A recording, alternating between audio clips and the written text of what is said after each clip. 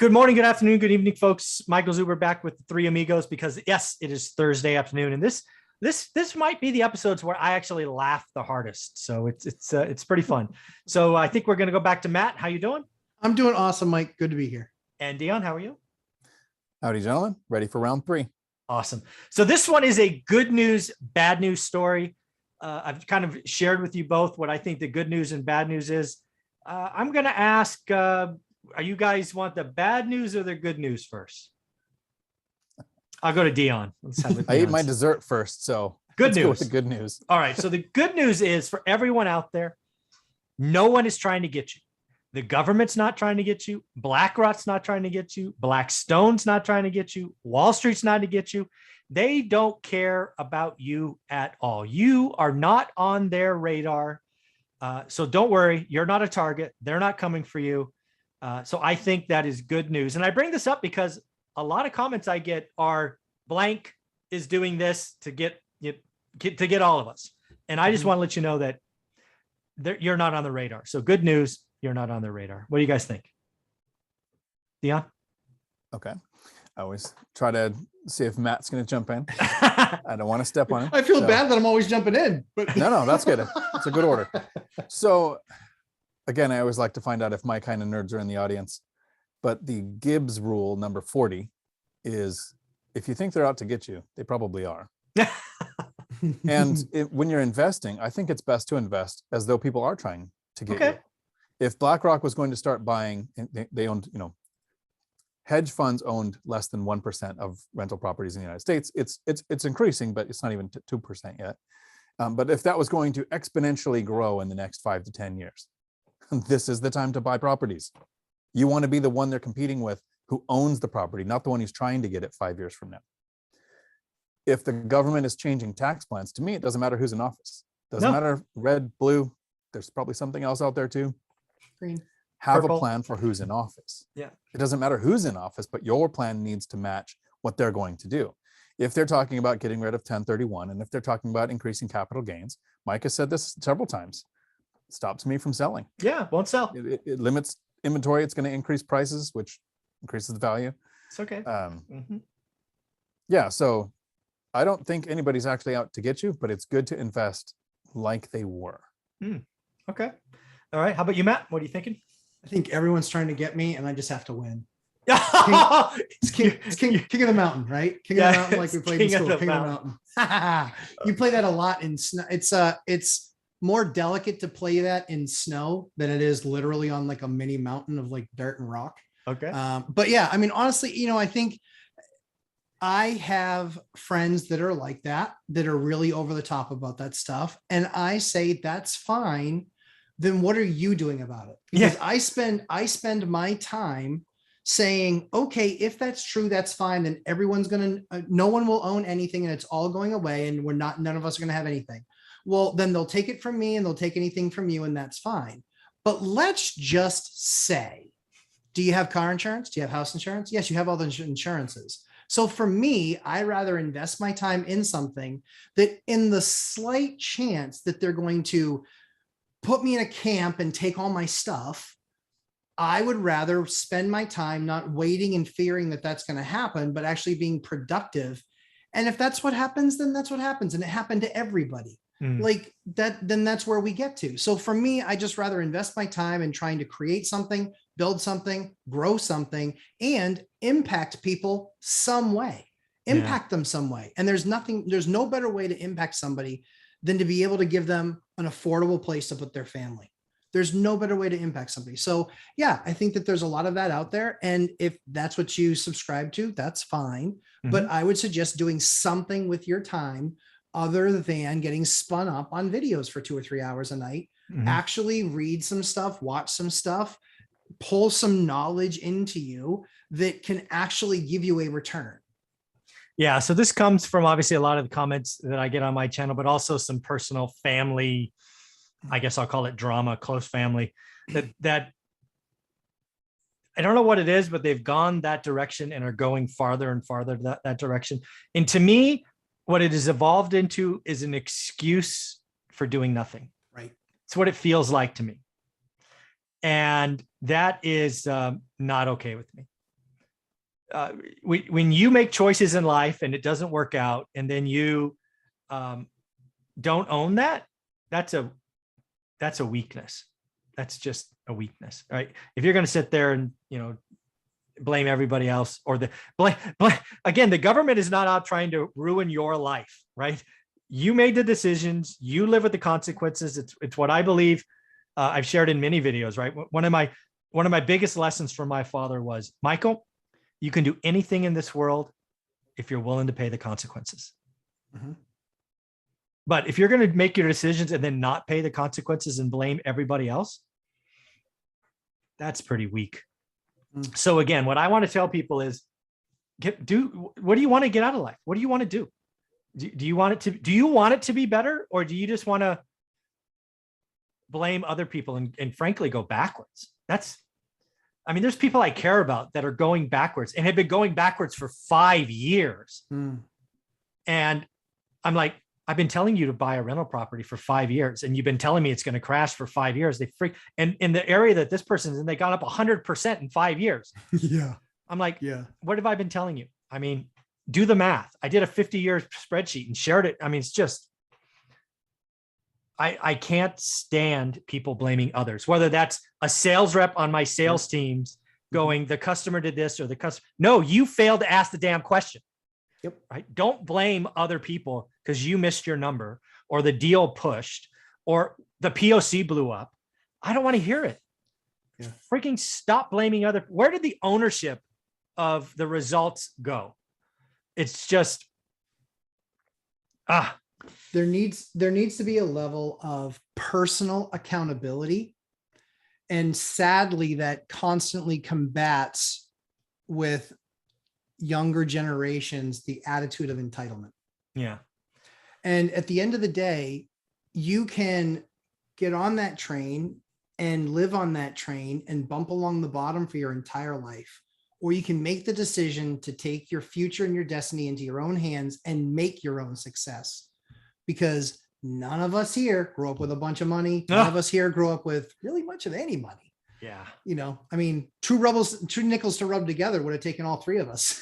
Yeah, dude. I've told the story before, very early on my channel. We were so poor. I found a dime when I was 7 or 8 years old. It's my oldest memory. I have a terrible memory, but I remember finding a dime out on the street or somewhere and feeling rich. You know how disgusting it is for me today here at 50 to remember finding a dime and feeling rich? Yeah. Oh, yep. Bugs me still. Dion, you want to say something?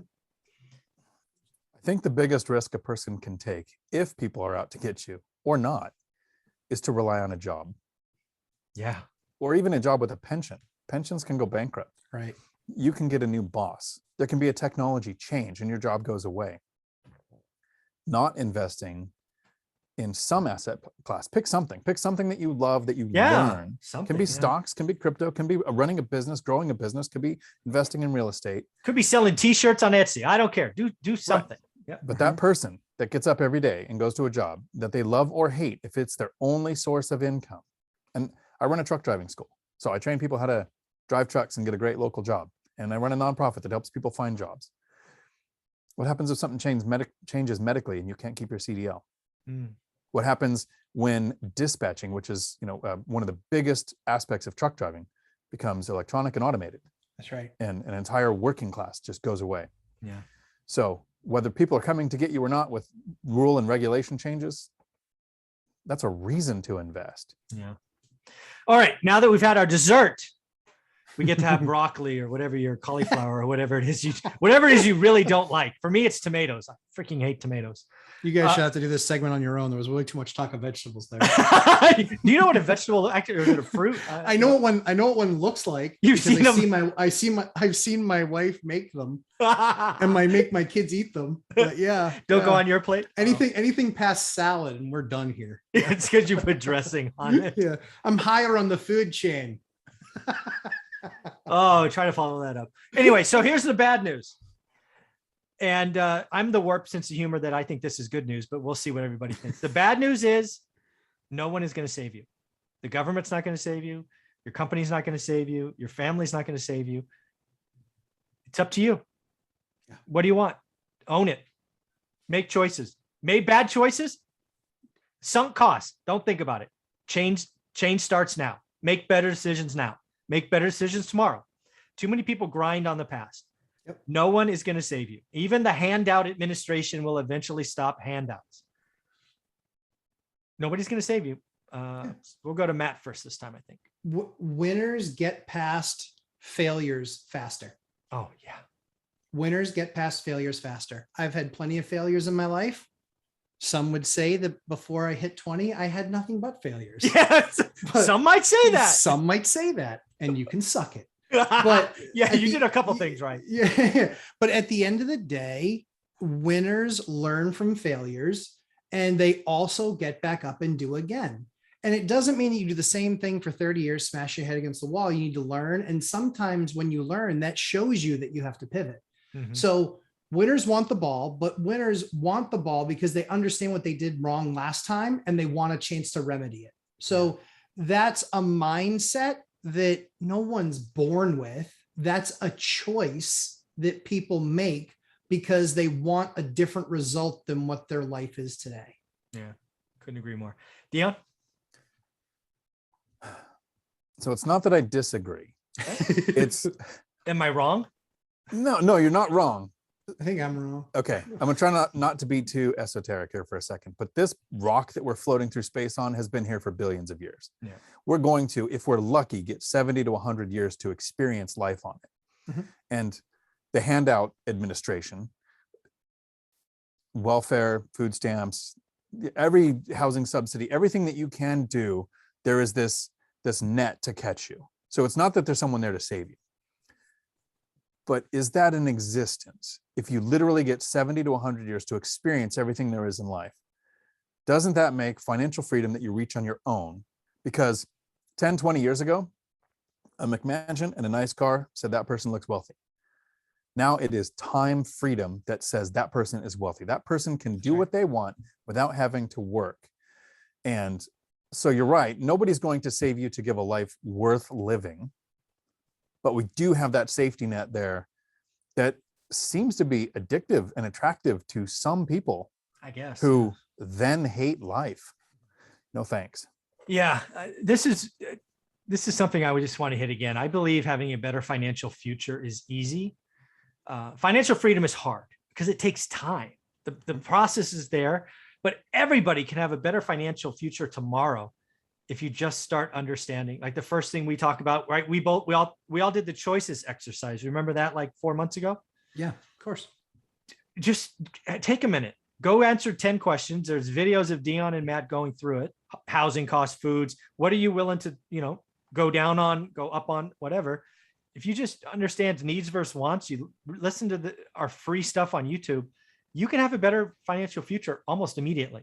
And then as time goes by and consistent good behavior happens and you own the outcomes and learn, you can achieve financial freedom. All three of us are examples of that at different times. So I just want people to realize that individual ownership, individual action is paramount, right?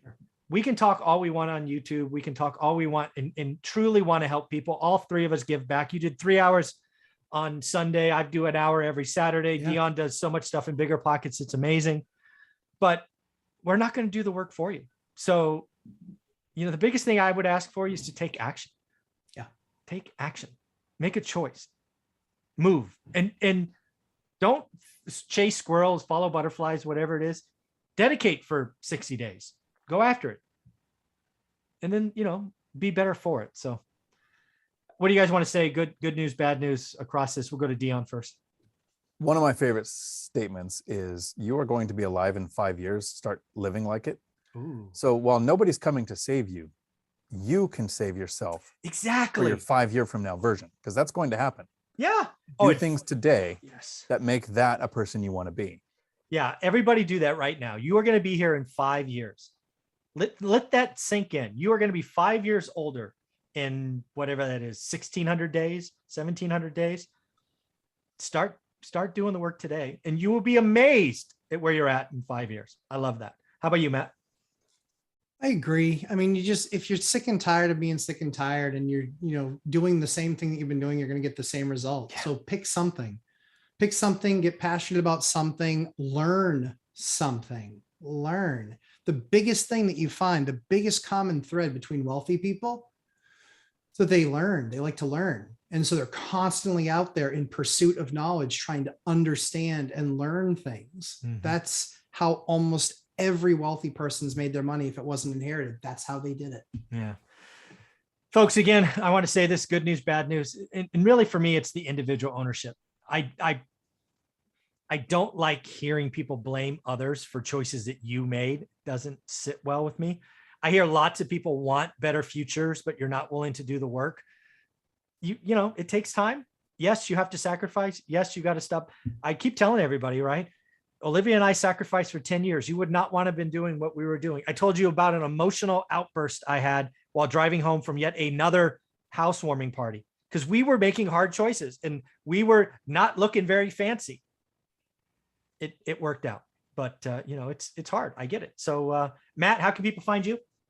Lumberjacklandlord.com, Lumberjack Landlord on YouTube, in the amazing One Rental at a Time course that has enough content to resink the Titanic. You can find me in there too. Yep. And Dion? Well, I'm in Lakewood, Washington, and if you want to drive a fire truck around, give me a call because my trucking company has one. You can come in, lights and sirens. We'll get video for Facebook. Wow. It's an open invitation. Nice. But to get questions answered about real estate right here on YouTube, Dion Talk Financial Freedom. Very cool. Thanks, guys. Thanks, Mike.